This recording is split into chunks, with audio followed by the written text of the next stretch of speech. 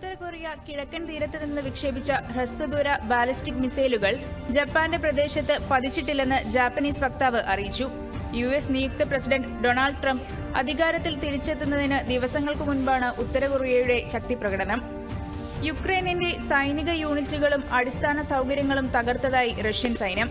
പീരങ്കികൾ, കവചിത വാഹനങ്ങൾ, നിരവധി ആയുധ സംഭരണശാലകൾ എന്നിവ ആക്രമണത്തിൽ നശിപ്പിച്ചതായി റഷ്യൻ പ്രതിരോധ മന്ത്രാലയം അറിയിച്ചു. അതേസമയം റഷ്യ നടത്തിയ ആക്രമണങ്ങളെ പ്രതിരോധിച്ചതായി യുക്രൈനും അവകാശപ്പെട്ടു.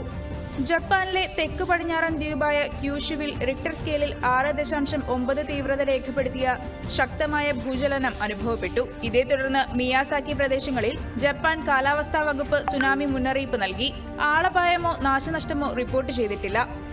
വിനാശകരമായ തീപിടുത്തത്തിന് ശേഷം ലോസ് ആഞ്ചലസിനെ കാട്ടുതീക്ക് മുൻപുള്ള അവസ്ഥയിലേക്ക് പുനഃസ്ഥാപിക്കാൻ $10,000 ആവശ്യമായി വരുമെന്ന് യുഎസ് പ്രസിഡന്റ് ജോ ബൈഡൻ.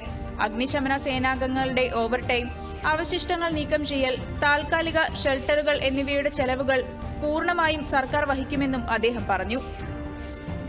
ജനുവരി 25-ന് ആചരിക്കുന്ന ബലൂച്ച് വംശഹത്യ അനുസ്മരണ ദിനത്തിന് മുന്നോടിയായി ബലൂച്ച് യാക് ജഹിദി കമ്മിറ്റി ബലൂചിസ്ഥാനിലെ കലാറ്റിൽ ബോധവൽക്കരണ ക്യാമ്പയിൻ നടത്തി.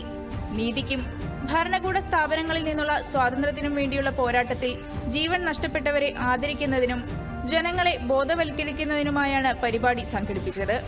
പാകിസ്ഥാന്റെ അടിച്ചമർത്തലുകൾക്കെതിരെ ശബ്ദമുയർത്താൻ നിരവധി ജനങ്ങൾ പരിപാടിയിൽ അണിനിരന്നു.